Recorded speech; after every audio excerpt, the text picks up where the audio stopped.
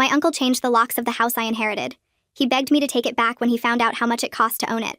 My grandmother basically raised me after my parents died when I was 8. Lived with her for 10 years until college, then visited every weekend after graduation. She always told me the house would be mine one day since I was the only grandkid who actually cared about her. My Uncle Paul only showed up when he needed money. My Aunt Lisa called maybe twice a year, but I was there every Sunday for dinner, drove her to doctor appointments, fixed things around the house. Grandma had this beautiful Victorian house worth about $800,000. She'd lived there 50 years and maintained it perfectly. Had these original hardwood floors and stained glass windows that were irreplaceable. She told everyone at every holiday dinner that the house was going to me. Paul would just roll his eyes and change the subject. Grandma passed away last month. At the funeral, Paul suddenly became the grieving son, crying louder than anyone, talking about how close they were. I knew she'd left me the house, so I wasn't worried about his performance. The will reading was scheduled for the following week. Paul didn't even wait that long. The day of the funeral, while everyone was still at the reception, Paul broke into Grandma's house and changed the locks. I found out when I went there that evening to water her plants like I always did. My key didn't work, and Paul answered the door in his bathrobe. Told me he was the eldest son, so the house was obviously his. Said I could schedule a time to get any personal items, but he was living there now. I called the lawyer immediately. He confirmed the will clearly stated the house was mine. Paul didn't care. Said possession was everything and I'd have to evict him, which would take months, maybe years. He was right about eviction taking forever. I looked into it, and with backlogged courts, could be 18 months minimum. But here's what Paul didn't know. Grandma had given me power of attorney 2 years ago when she had a minor stroke. She recovered fully, but never revoked it. I also had access to all her financial accounts as the joint holder. More importantly, I knew things about that house Paul didn't. Like how Grandma never updated the electrical panel from 1962. Or how the foundation had cracks she'd been monitoring for years. Or that the gorgeous copper pipes were one winter away from bursting. Paul had no idea about any of the house's quirks because he never helped with maintenance. So I started my plan. First, I canceled all the utility accounts that were still in Grandma's name. Power, water, gas, trash, everything. Told them the owner had passed and the estate was being settled. Paul had to set up new accounts, but utility companies required massive deposits since he had terrible credit. $800 just for electricity. Then I remembered Grandma's home insurance was auto-paid from her account, which I controlled. Canceled that too. Paul couldn't get insurance without proving ownership, which he couldn't do without the deed, which was in my name per the will. No insurance meant the mortgage company started sending scary letters. Oh yeah. Paul didn't know Grandma had reverse mortgaged the house 5 years ago to pay for her medical bills. That was another thing only I knew as her power of attorney. The reverse mortgage was due in full upon her death. Paul started getting letters demanding immediate payment of $300,000 or they'd foreclose. He called me panicking, but I said he wanted the house so bad he could figure it out. Next, I called every contractor in town and scheduled estimates for various repairs. Told them the new owner Paul would be handling everything. Foundation specialists, electricians, plumbers, roofers, everyone. They all showed up and told Paul about critical repairs needed. The foundation alone was $60,000. The electrical was a fire hazard that needed immediate rewiring for $30,000. The roof had maybe 6 months left. Paul was getting 20 calls a day from contractors following up on the emergency repairs. Then the city showed up. Turns out Grandma's house was in a historic district. Any changes needed special permits and approvals. Paul had started tearing out the old kitchen without permits. The stop work order came with daily fines of $500 until he fixed everything back to original condition. He couldn't afford authentic 1920s tiles and fixtures. The fines kept adding up. After 3 weeks, Paul called me sobbing. The mortgage company was starting foreclosure. The city fines were at $10,000. The house had no power because he couldn't afford the bill. Pipes had frozen and burst, flooding the basement. The contractor quotes totaled over $200,000 in necessary repairs. He begged me to take the house. I said I'd think about it. Let him sweat for another week while the situation got worse. The city condemned the property as uninhabitable due to the water damage and electrical hazards. Paul was living in a motel.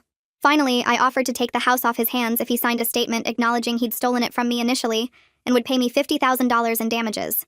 Paul laughed right in my face. Said I was out of my mind if I thought he'd give me a single dollar after he already won by taking the house. The door slammed hard enough to rattle the frame.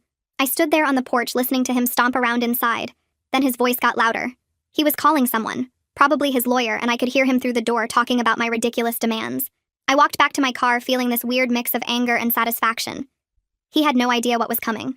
Back at my apartment, I pulled out Grandma's old address book, the one with the cracked leather cover she'd kept for 40 years.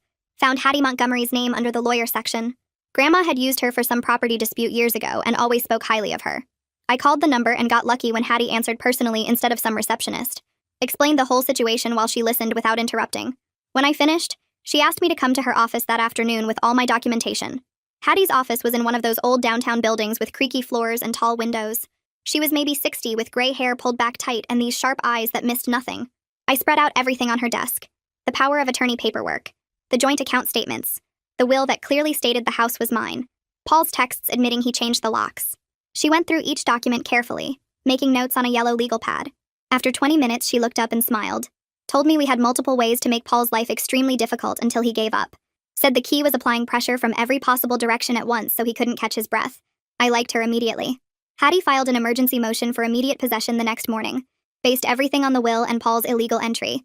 But she warned me the court date wouldn't happen for at least 6 weeks because of the backlog. Said we should use that time to make Paul understand exactly what owning Grandma's house actually cost. She suggested coordinating a pressure campaign that would hit him from every angle. Legal, financial, municipal, everything. I told her to do whatever she thought would work. Gave her full authority to coordinate with the mortgage company, the city, anyone who could help squeeze Paul. She said she'd start making calls that afternoon. 3 days later, Paul got the formal foreclosure notice from the reverse mortgage company. 30 days to pay the full $300,000 or vacate the property. He called me at 7 in the morning screaming so loud I had to hold the phone away from my ear. Said I was trying to steal his inheritance and he'd sue me for everything I had. Told me I was a vindictive monster who couldn't stand that he'd outsmarted me. I waited until he ran out of steam, then reminded him very calmly that he stole my house first. Said if he wanted to play possession games, he could deal with the consequences. Hung up while he was still yelling threats. The insurance situation hit next. Victor Perkins called Paul about the lapsed homeowner's policy. I knew because Paul left me an angry voicemail about it. Victor had explained that without proof of ownership, Paul couldn't get coverage. That meant any damage to the house came entirely out of Paul's pocket. Paul tried using Grandma's old policy documents, but Victor told him those died with Grandma. The estate needed to establish new coverage, which required the actual heir's signature. My signature. Paul called me begging to sign the insurance paperwork. Said it was just basic protection for the house. I told him he should have thought about that before breaking in and changing the locks. Said I wasn't signing anything that helped him keep what he stole. The foundation report arrived a week later. The specialist had done a full inspection after I scheduled it. Sent copies to both me and Paul. The cracks had gotten worse over the winter. Immediate repair was critical to prevent total structural failure.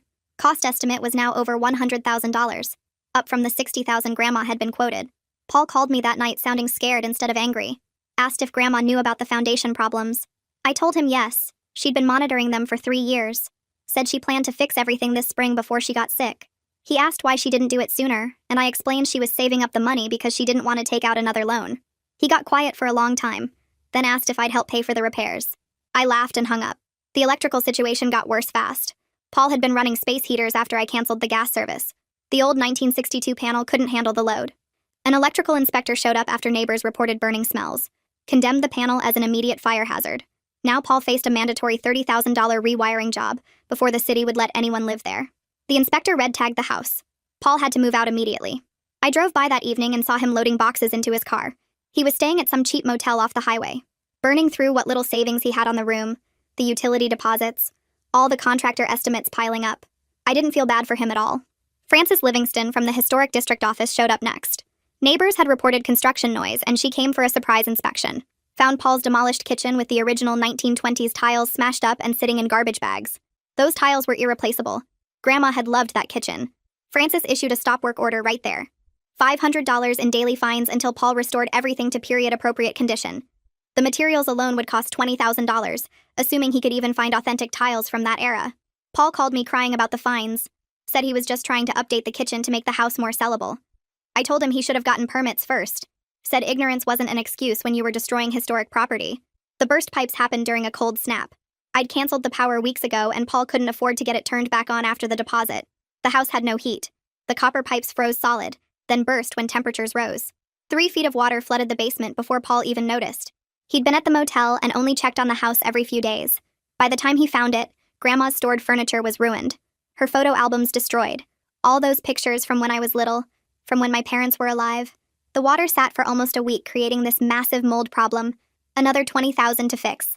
I drove by and saw the water stains on the basement windows. Stood there on the sidewalk staring at them. My anger at Paul mixed with grief over losing Grandma's things. Those photos could never be replaced. Paul's lawyer finally sent a letter to Hattie. Threatened to sue me for property damage and interference. Said I was deliberately sabotaging the house to hurt Paul. Hattie's response was beautiful. She wrote this detailed breakdown of everything I'd done. Explained how canceling utilities was my legal right as power of attorney and joint account holder. How scheduling contractor estimates was basic property management. How every single action was completely legal. Then she copied the mortgage company, the city, and the insurance adjuster. Made sure everyone knew Paul was the illegal occupant, not me. That he had no legal standing to be in that house at all. Paul's lawyer stopped returning his calls after that. The mortgage company's foreclosure letter arrived 3 days later. 2 weeks to pay the full $300,000, or they'd start eviction proceedings. I got a copy since I was still listed as power of attorney on all the estate documents. Paul didn't know the mortgage company had my contact information too. The letter detailed every problem with the property. Water damage, electrical hazards, no insurance, unpaid city fines. They'd done their homework. The property was considered high risk, and they wanted their money immediately. Paul called at 2 in the morning. I could hear him crying before he even spoke. His words came out slurred and broken. He said I was destroying Grandma's legacy, that she'd be ashamed of what I was doing to her house and her son. I stayed quiet and let him talk. He went on about how Grandma would hate seeing family fight like this, how she always wanted us to get along. When he finally stopped to breathe, I told him Grandma would hate what he did more. Stealing from family, breaking into her house the day of her funeral, changing the locks on the granddaughter she actually loved. Then I blocked his number. I didn't need to hear his drunk excuses anymore. The city fines kept climbing. Frances called me to give me updates even though I wasn't the legal occupant. She knew the situation from Hattie and wanted to make sure I understood how bad things were getting. 24 days since the stop work order and Paul hadn't done anything to fix the kitchen. The fines were at $12,000 now. Frances filed a lien against the property. That meant even if Paul somehow sold the house, the city would get paid before he saw a single dollar. She sent me a copy of the lien paperwork. It felt good seeing it in writing. Hattie sent Paul a letter the same day. She itemized every single cost he was facing. $300,000 for the reverse mortgage, $60,000 for foundation repairs, $30,000 for electrical rewiring, $20,000 for mold remediation, $12,000 in city fines and climbing, plus his ongoing motel bills, utility deposits he'd already paid, and contractor estimates he'd requested. The letter was 3 pages long. Each line showed another financial disaster Paul had walked into. Hattie ended by noting that as the illegal occupant, he was personally responsible for all of it. The house couldn't be sold without clear title, which he didn't have. He couldn't get insurance without proving ownership, which he couldn't do. He was trapped. My phone rang 2 days later. Unknown number. I answered and heard Lisa's voice for the first time since the funeral. She didn't even say hello. Just started screaming. Called me a vindictive monster who was destroying her brother over a house.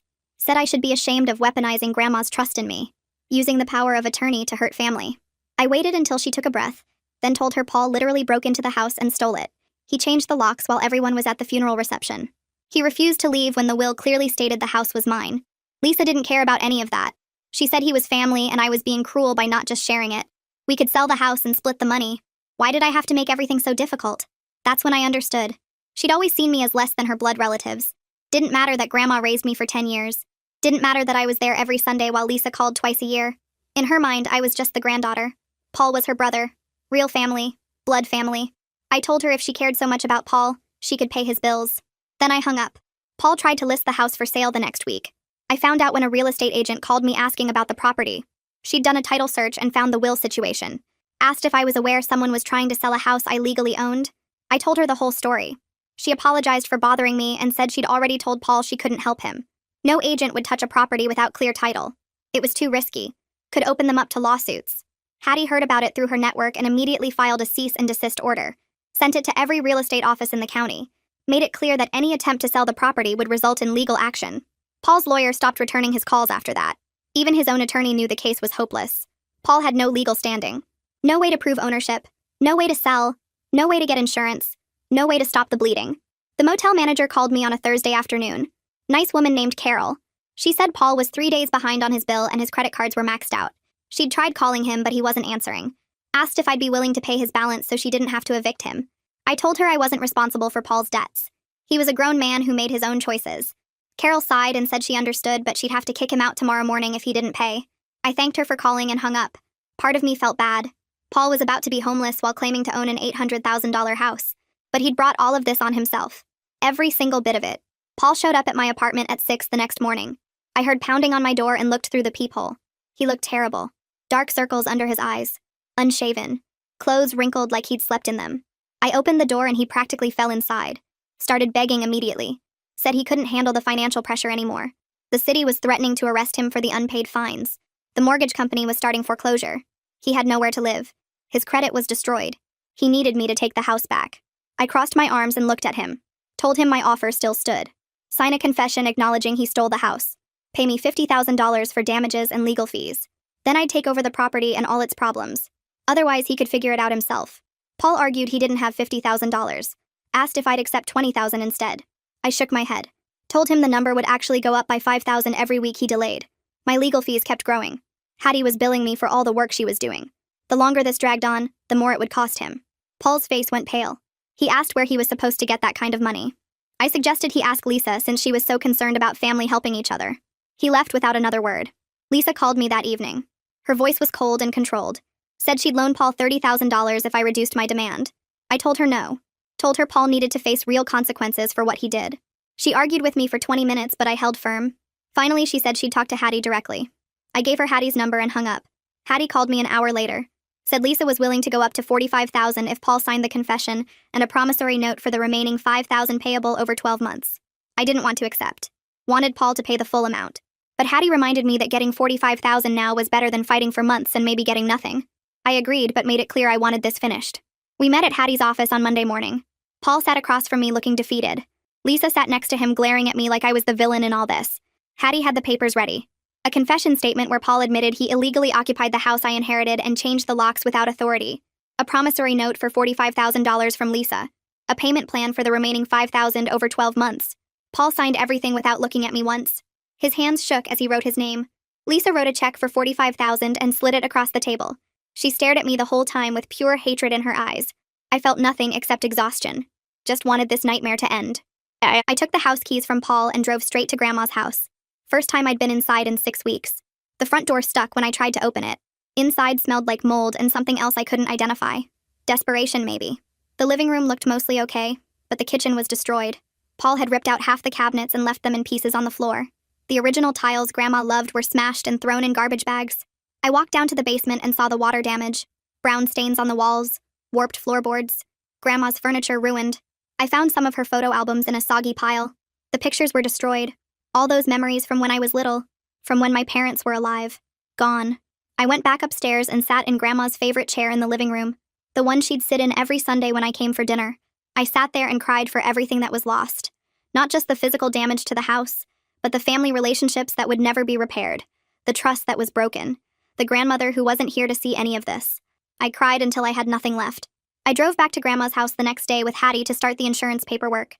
She brought her laptop and a thick folder of forms that needed my signature as the legal owner. We sat at the kitchen table, or what was left of it, and she walked me through each claim. Water damage to the basement, mold growing on the foundation walls, structural damage from the burst pipes, the destroyed photo albums and furniture. Each item felt like another piece of Grandma disappearing. Hattie kept her voice calm and professional while I signed page after page. She took photos of everything with her phone. The watermarks on the basement ceiling, the ripped-out cabinets Paul had left in garbage bags, the original tiles he'd smashed and thrown away. She measured the damaged areas and wrote notes about when each problem started. The insurance company needed proof that Paul's occupation caused the damage, not normal wear and tear. I showed her the utility cancellation dates and the timeline of when the pipes burst. She nodded and added it all to her documentation. Victor from the insurance company showed up 2 hours later to do his own inspection.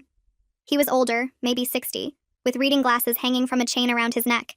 He walked through every room taking more photos and asking questions about what Grandma had maintained versus what Paul destroyed. I explained how Grandma monitored the foundation cracks but planned to fix them this spring. How she knew the electrical panel needed updating but was saving money for it. How the pipes were fine until Paul let the house freeze without power. Victor listened and took notes. He spent 20 minutes in the basement examining the water damage and mold. When he came back upstairs, he told me the claim would be approved for $35,000. The water damage and mold were clearly caused by Paul's negligence during his illegal occupation. I felt relief for the first time in weeks. $35,000 would cover most of the immediate repairs. But Hattie reminded me the foundation and electrical work would cost another $40,000 at least. Money I'd have to pay from my own savings. I'd been putting aside money for years, planning to buy my own house someday. Now it would all go into fixing Grandma's house instead. The contractors started showing up the following week. Foundation specialists first, because that was the most urgent. They jacked up sections of the house and poured new concrete to stabilize the cracks. The work was loud and invasive. Watching strangers tear into Grandma's house made my stomach hurt. But I stayed there every day, monitoring their progress and making sure they did everything right. The electrical rewiring took 3 weeks. They had to open walls and replace the ancient panel with modern breakers and proper wiring throughout the house.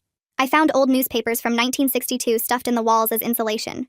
Grandma had lived here when those were current news. The mold remediation team came next, wearing masks and protective suits.